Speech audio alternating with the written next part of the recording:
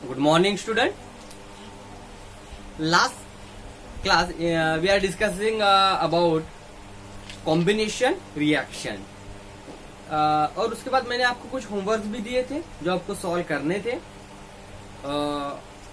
I think आपने वो solve भी किए भी होंगे.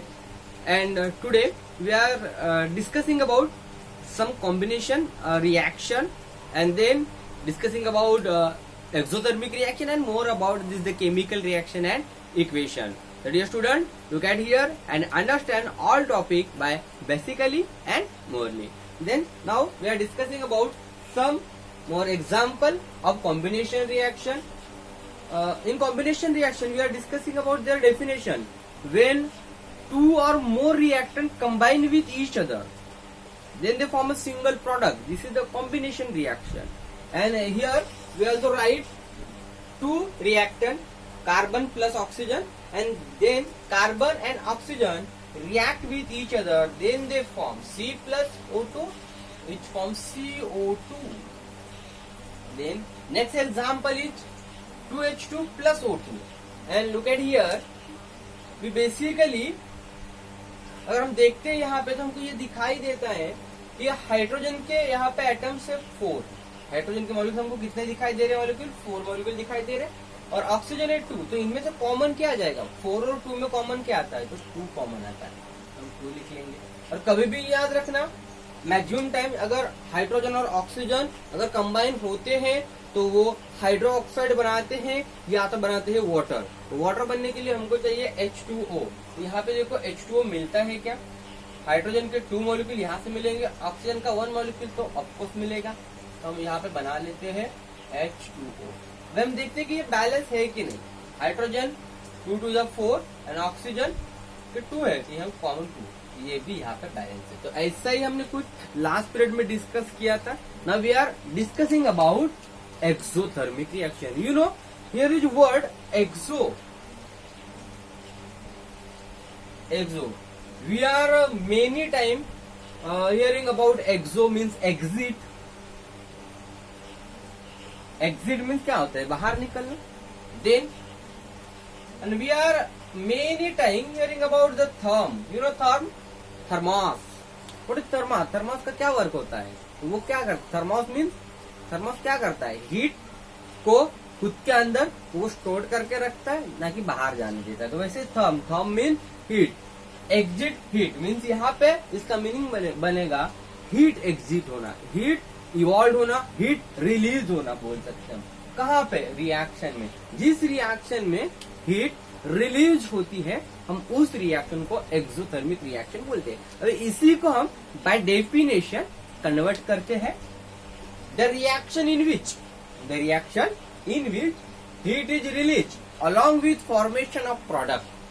Along with formation of product. हम ऐसे रिएक्शन परफॉर्म कर रहे हैं कि जिस रिएक्शन में हम जब रिएक्शन परफॉर्म कर रहे होते हैं तो उस वक्त उस रिएक्शन से क्या फॉर्म होता है? हीट फॉर्म होता है. जब प्रोडक्ट हम फॉर्म करते, जैसे डियर स्टूडेंट आपने घर में भी कभी ऑब्जर्व किया होगा कि हम जब घर में व्हाइट वॉशिंग करते हैं तो व्हाइट वॉशिंग करते वक्त तो हम क्या करते हैं? घर में स्लैक लाइम यूज करते हैं. तो स्लैक लाइम यूज करते वक्त उसमें हम वाटर ऐड करते हैं. तो वाटर ऐड करने से वहां पे क्या होता है? तो प्रोडक्ट तो बनता ही है, बट वहां से हीट भी रिलीज होती है, हीट भी फॉर्म होती है. तो यही होता है एक्सोथर्मिक रिएक्शन. तो यही हम देखेंगे कि the reaction in which heat is release along with the formation of product are called exothermic reaction. और इसी को कहा जाता है एक्सोथर्मिक रिएक्शन. तो उसके कुछ बेसिकली एग्जाम्पल भी हम देखते हैं. CH4 plus 2O2. जैसे हम हमारे घर में हमारी मम्मी जो भी है किचन में जो भी किचन में कुछ भी पका रहे होंगे, जैसे आप भी कभी किचन में जाते हो तो जब आप बर्नर ऑन करते हो तो वहां से CH4 मीन्स मीथेन गैस बाहर आती है. और जैसे मीथेन गैस बाहर आती है तो हम उस वक्त क्या करते हैं? उसको ऑक्सीजन का सप्लाई देते हैं. हम जैसे उसको ऑक्सीजन का सप्लाई देते हैं तो ऑक्सीजन के सप्लाई देने की वजह से वहां पे क्या हो जाती है? एक रिएक्शन परफॉर्म होती है. तो वही हमको रिएक्शन देखनी है. तो जनरली आप बेसिकली जब भी रिएक्शन परफॉर्म करते हो तो उस वक्त आप 2 चीजें ध्यान में रखना. कभी भी अगर कोई भी रिएक्शन हो तो उसमें हम कार्बन डाइऑक्साइड फॉर्म कर सकते हैं क्या? उसके बाद वाटर फॉर्म कर सकते हैं क्या? अगर ये दोनों चीजें हम बेसिकली फॉर्म कर सकते हैं, मैक्सिमम रिएक्शन में यही होता है, जब हम बेसिकली ये दोनों चीजें फॉर्म कर सकते हैं तो उनको पहले फॉर्म कर लो। तो हम सबसे पहले सोचेंगे कार्बन डाइऑक्साइड फॉर्म कर सकते हैं क्या? कार्बन डाइऑक्साइड फॉर्म करने के लिए हमको क्या चाहिए?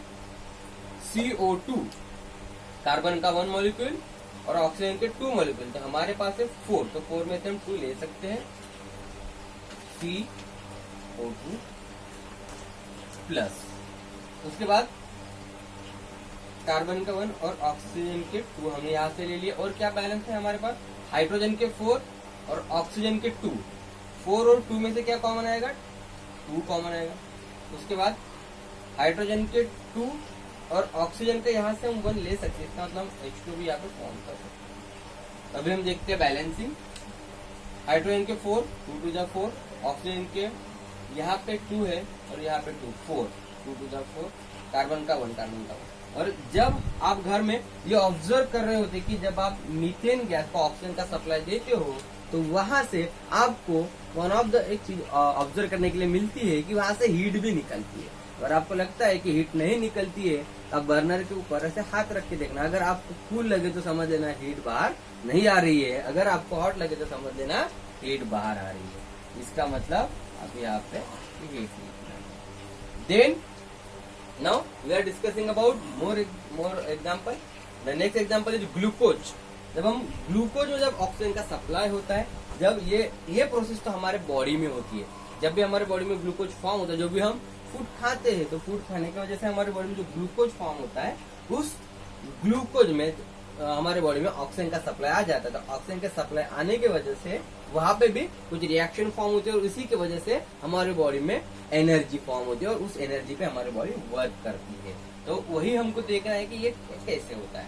तो जैसे हमने सोचा था कि कोई भी रिएक्शन हम फर्स्टली सोचेंगे कार्बन डाइऑक्साइड फॉर्म कर सकते हैं क्या, देन वाटर फॉर्म कर सकते हैं क्या। कोई भी रिएक्शन में सिर्फ कार्बन डाइऑक्साइड फॉर्म होता है, कोई रिएक्शन में वाटर फॉर्म होता है, तो कहीं पे दोनों फॉर्म होते हैं। तो हमको वही देखना है। यहाँ पे हम फर्स्ट कार्बन डाइऑक्साइड को फॉर्म करके देखते हैं।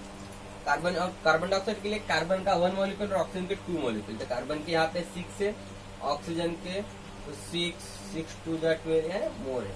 तो इसके तो हम सबसे पहले कार्बन डाइऑक्साइड फॉर्म कर लेंगे, CO2 प्लस। उसके बाद हमें सोचना है कि कार्बन के कितने मॉलिक्यूल्स है, तो कार्बन के मॉलिक्यूल है 6। तो हम ऐसे C6O2 तो नहीं लिख सकते, इसकी वजह से हमको 6 अगर देना हो तो हम यहाँ पे दे देंगे। तो इसकी वजह से भी कार्बन को हम देखते हैं बैलेंसिंग फॉर्म में, कार्बन के 6 मॉलिक्यूल यहाँ पे कंप्लीट होते हैं। इसके बाद ऑक्सीजन के कितने हो गए, 6 टू द 12। ऑक्सीजन के हमारे पास 6 टू द 12 हम समझ लेते कि ये भी हमारा कंप्लीट हो गया। उसके बाद सोचते हैं कि हम वाटर फॉर्म कर सकते हैं क्या। तो वाटर फॉर्म करने के लिए हाइड्रोजन के 2 मॉलिक्यूल और ऑक्सीजन का 1 मॉलिक्यूल चाहिए। यहाँ पे हम देखते हैं हाइड्रोजन के इतने 12 है और ऑक्सीजन के और 6 है, तो हम यहाँ से 2 और यहाँ से 1 ले सकते हैं, H2O। तो यहाँ पे हमने वाटर भी फॉर्म कर लिया।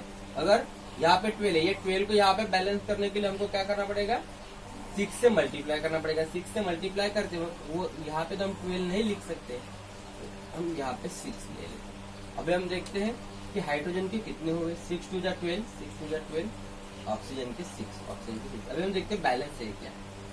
कार्बन के 6 मॉलिक्यूल, कार्बन के 6 मॉलिक्यूल, हाइड्रोजन के 12, 6 टू द 12, ऑक्सीजन के 6 और 6 टू द 12, 18। तो यहाँ पे ऑक्सीजन के 6 और 6 टू द 12, 12 प्लस 6, 18, तो बैलेंस है। उसके बाद यहाँ से आपको वन ऑफ द चीज ध्यान में रखनी है कि जब भी हमारे बॉडी में कार्बन डाइऑक्साइड और वाटर फॉर्म होता है तो उस वक्त वहां से एनर्जी भी बाहर आती है। तो ये मैं शॉर्ट में प्रोसेस को देखा, अगर आप बायोलॉजी थ्रू जाओगे तो ये डिटेल में आपको इसको स्टडी करने के लिए मिलेगा कि ये हमारे बॉडी में एनर्जी कैसे फॉर्म होती है। हम जनरली रिएक्शन से इसको ऑब्जर्व कर सकते हैं।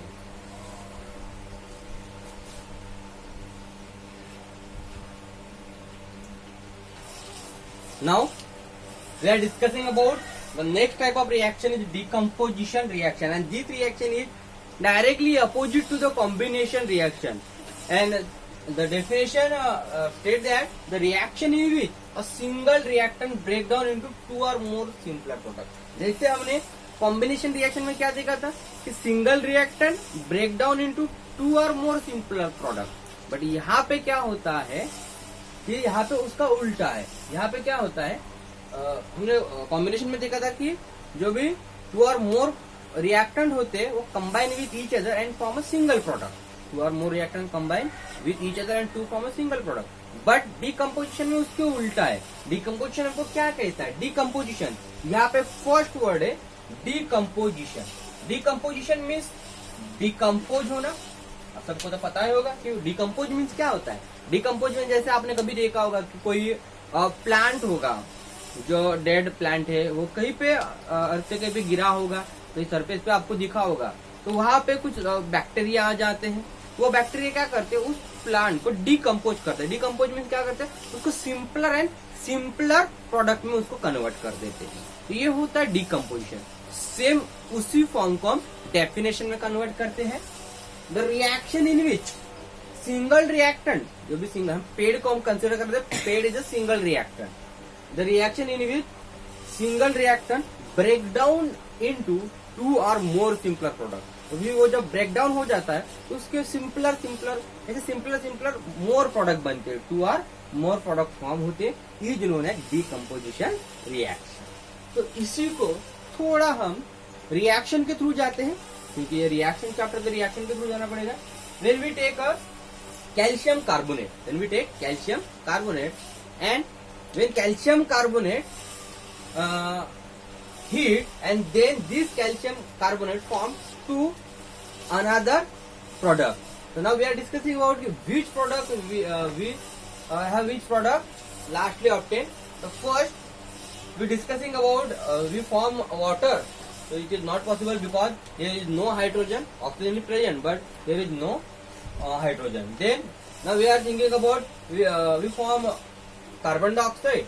Yes, we form carbon dioxide because one carbon molecule is here and two oxygen molecule is here. So then we have formed carbon dioxide, CO2. Plus then CO2, carbon का one molecule यहाँ पे गया है, oxygen के 3 में से 2 molecule हमने निकाल लिए है. यहाँ पे लास्टली बैलेंस है CaO. तो इस तरह से हमने क्या किया है, calcium oxide plus carbon dioxide हमने फॉर्म किया है. देन अभी हम बात करते हैं नेक्स्ट रिएक्शन की, जहाँ पे AgCl है. तो हम AgCl को कंसिडर करते हैं, इसको भी हम फॉर्म करते हैं. ये सिंगल रिएक्टेंट है, तो इसको भी हम ब्रेक डाउन करते हैं. जब इसको ब्रेक डाउन करेंगे तो हमारे पास फॉर्म होगा Ag+Cl. बट यहाँ पे आपको एक चीज ध्यान में रखनी है कि जब भी हमारे पास जैसे fluorine, chlorine, bromine, iodine, fluorine, chlorine, bromine, iodine जो होते हैं, जब हमको कोई भी रिएक्शन में मिलते हैं तो इनको कभी भी सिंगल नहीं रखना. ये सारे के सारे इनको डाई एटॉमिक प्रेजेंट करना, यानी F2Cl2 Br2 I2 ऐसे इनको डाई एटॉमिक प्रेजेंट करना. जैसे हमारे पास Cl है तो इसको हम प्रेजेंट करते हैं Cl2 के थ्रू. जैसे Cl2, तो हम कोई भी रिएक्शन में AgCl2 तो नहीं लिख सकते, तो फिर ये 2 कहाँ लिखेंगे, इसको लिखेंगे, इसको आगे लिखेंगे. तो इसका मतलब अभी हमारे पास Cl तो बैलेंस है बट Ag बैलेंस नहीं है. Ag के 2 मॉलिक्यूल है. तो this type of reaction is known as decomposition reaction. And now we are more thinking about this reaction, and we infer that here is heat is involved in both the reaction, while through heat and sunlight. So then we give the heat for this reaction. तो हम क्या कर रहे हैं, इस reaction में heat हम दे रहे हैं. तो हीट जब हम देते हैं मीन्स हम हीट एंटर्ड करते हैं, तो ये हो जाती है एंडो. इसके लिए वर्ड यूज किया जाता है एंडो. एंडो मीन्स एंटर्ड करना. तो हम क्या एंटर्ड कर रहे हैं, हीट. Heat means therm. तो इस टाइप के रिएक्शन हम कहाँ पे ऑब्जर्व कर सकते हैं, एंडोथर्मिक रिएक्शन में भी. जिस रिएक्शन में हम हीट एंटर्ड करते हैं वो रिएक्शन होते हैं एंडोथर्मिक रिएक्शन. तो इस तरह से आपने डिकम्पोजिशन रिएक्शन को आपने स्टडी किया है. राइट।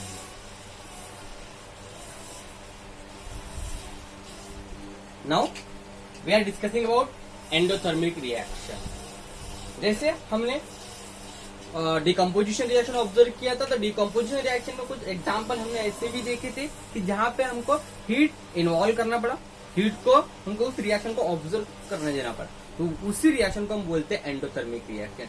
तो we are going to the by definition, how we write definition by decomposition reactions. Then the reaction in which energy is absorb, ऐसे रिएक्शन जिस रिएक्शन में एनर्जी एब्जॉर्ब की जाती है। एनर्जी एब्जॉर्ब कौन करेगा? प्रोडक्ट और रिएक्टेंट। तो फर्स्टली हमको रिएक्शन परफॉर्म करने के लिए तो एनर्जी रिएक्टेंट ही ऑब्जर्व करेगा। The reaction in which energy is absorb by reactant, then they form product. तो ये रिएक्टेंट है हमारे पास AgBr। ये AgBr अभी क्या करेगा? ये AgBr sunlight means energy absorb कर रहा है, और एनर्जी एब्जॉर्ब करने के बाद ये खुद के प्रोडक्ट फॉर्म करेगा। जैसे अगर ये प्रोडक्ट फॉर्म करेगा तो प्रोडक्ट इसमें क्या फॉर्म होंगे?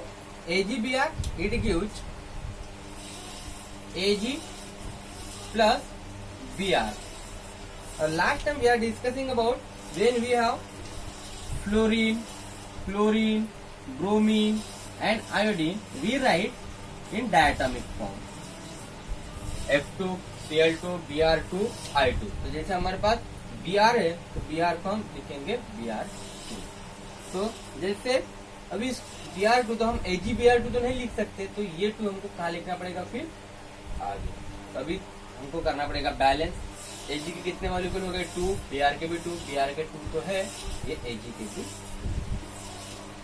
तो इस तरीके से आती है endothermic reaction, the reaction in which energy is absorb by reactant. जिस रिएक्शन में एनर्जी रिएक्टेंट के द्वारा ऑब्जर्व की जाती है उसी को हम बोलते हैं endothermic reaction.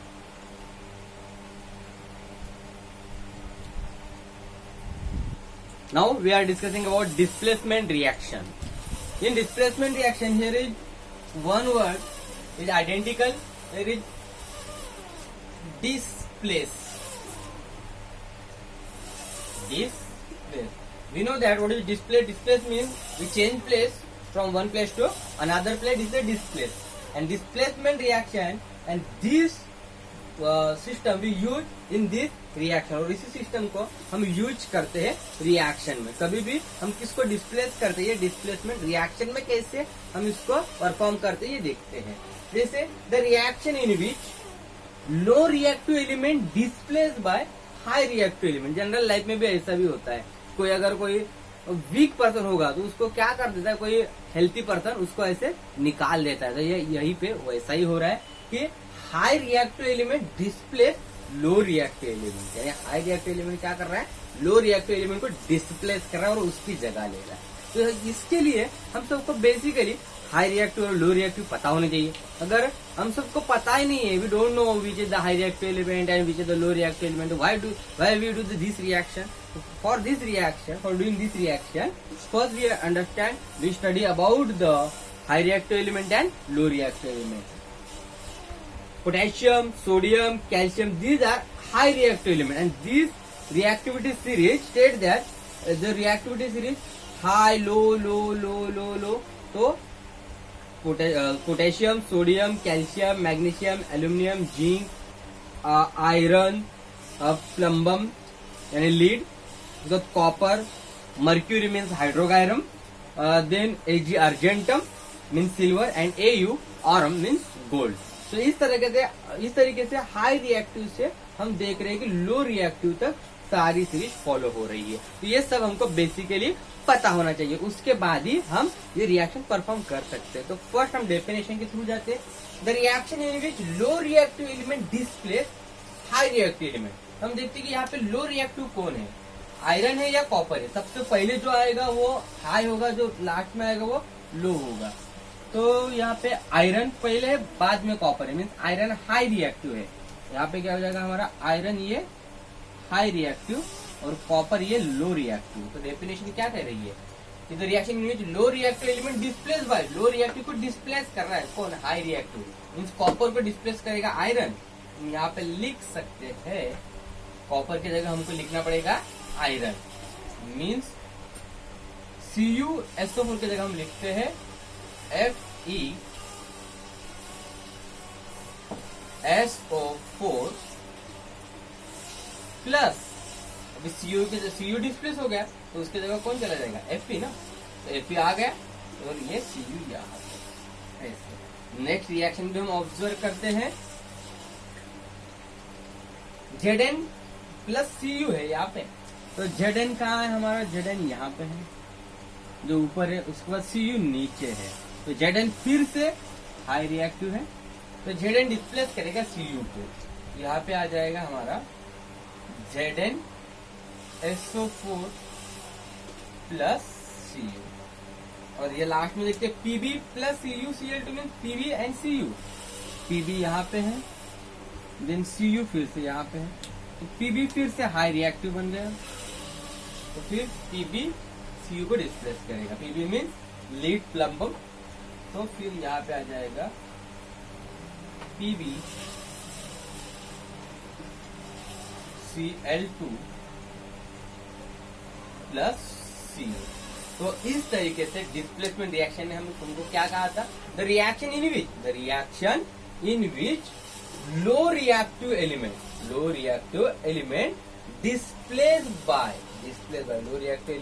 displaced by high reactive element is known as displacement reaction।